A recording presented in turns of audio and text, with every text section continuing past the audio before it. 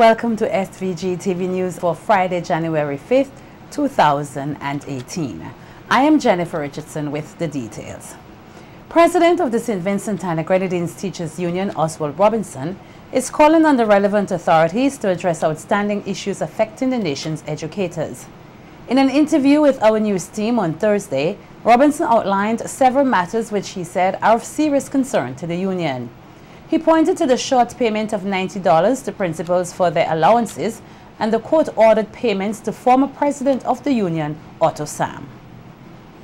That since 2010, the principals have been short paid the end of allowance by $90. Some of them have retired and gone without it. Okay? I mean, last year, 2017, they have been short paid again. And it was our understanding that that matter would have been resolved. And then there's the issue with Otto Sam. 1 is 2 cases and piecemeal approach in terms of repayment.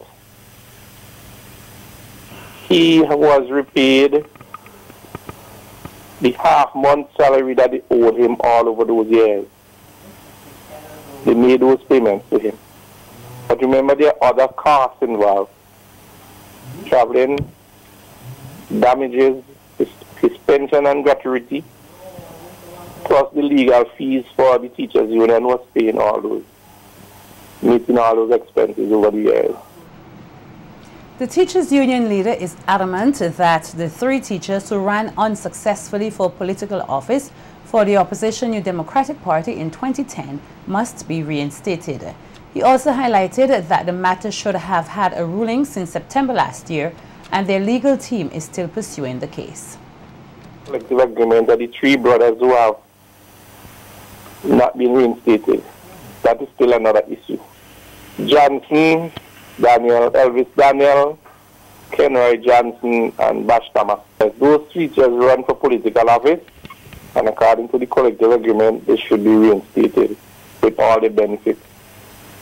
We should have had a ruling in September last year. Nothing came through. And then there are issues related to health and safety in schools. That's another issue. Then there's the issue of pension. Where you work and under the NIS, you have to wait 6, 7, 8, 9 years. 6, 7, 8. We're not sure that is legal because we thought that when people deduct your money for pension and you're finished giving your service, we think that in the quickest possible time you should get your pension. The government continues to put measures in place to ensure that local farmers and traders who sell their produce in neighboring Trinidad and Tobago receive their monies. There is the ongoing issue in which local farmers and traders are unable to get the requisite foreign exchange after conducting their business in the Twin Island Republic. At a media conference earlier this week, Prime Minister Dr. Rav Gonsalves explained that there is an aggregate of over 2 million Trinidad and Tobago dollars at the Bank of St. Vincent and the Grenadines for farmers to buy TNT dollars. He said that this initiative was established to ensure that sufficient foreign exchange is available for farmers to cash in their bank draft. And the matter is one that even CARICOM has been concerned about. So you bring your draft up from Trinidad. We give you here. Every week we do about 200,000, well, just over 200,000 TT. The average will be 13 point something million a year. But if the foreign exchange is available in Trinidad, we'd be able to do a bigger trade. If the foreign exchange is available, because a number of persons don't want to sell to traders who trade in Trinidad. They said, taking too long to get my money. Well, recently the reality is catching up that we're helping in this regard through the Bank of St. Vincent. And what we have been trying to do is the Bank of St. Vincent would sell some to few weeks ago, they sold some TT dollars to the Accountant General. meaning that we pay some bills which we have in Trinidad, that just said the government in TT dollars. And last week we sold just about $200,000 to Republic Bank, and Republic has promised that as foreign exchange becomes available, they'll buy it, and they're buying it at the going rate. Reaffirming his unwavering commitment to the farmers of this country, Prime Minister Dr. Raul Gonsalves gave the assurance that the issue of getting the requisite foreign exchange for local farmers and traders will be dealt with sooner rather than later. They can pay the farmers now from their what they currently bring up. Their problem is that they have a stockpile of TT dollars in Trinidad. So we have to, this year, work to help those persons to get that stockpile of TT dollars converted into US or EC dollars. That's an important part of the mission. So I want to say to the farmers, as I've been advised, no, you can get when you sell. But the confidence is not there yet among some farmers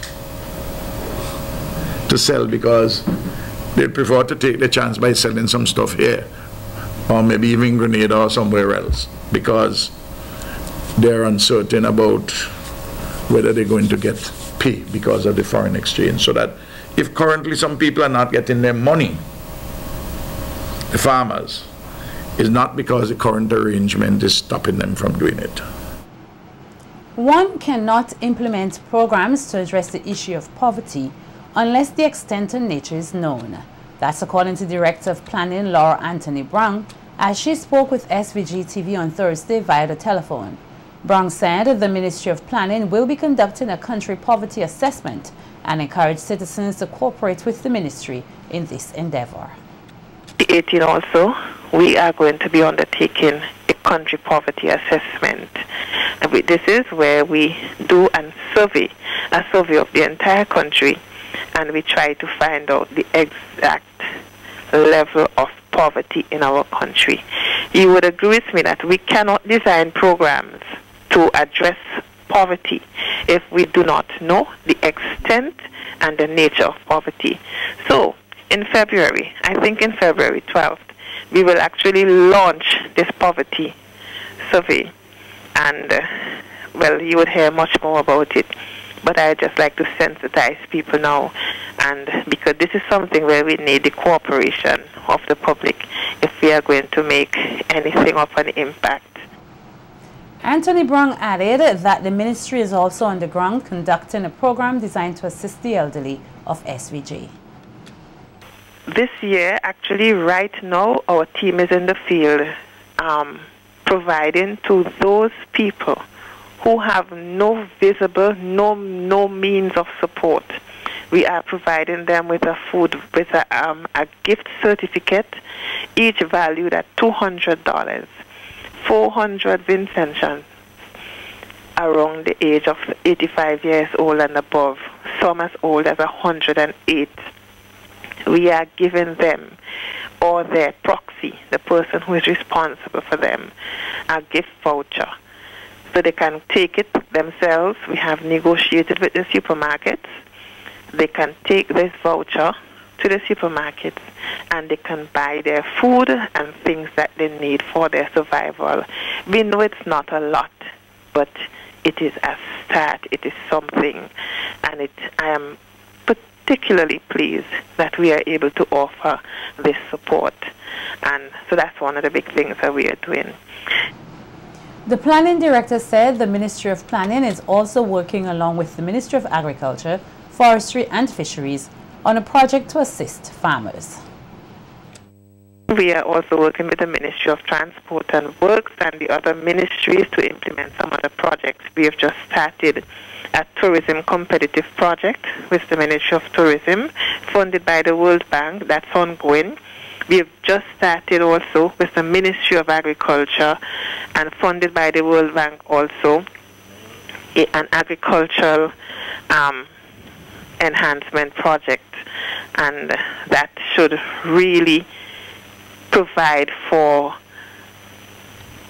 farmers and suppliers of agricultural produce. You know, sometimes you want a particular produce, but you don't have it in the quantity that you would like. So we are going to make that possible for farmers to work together as aggregators so they can come together and be able to supply the market that is needed. So those are some of the things that... Magistrate Ricky Burnett has been elevated as Senior Magistrate and Vice President of the Family Court. Burnett's appointment, approved by the Judicial and Legal Services Commission, took effect on December 29, 2017. The Senior Magistrate is expected to be sworn in next week.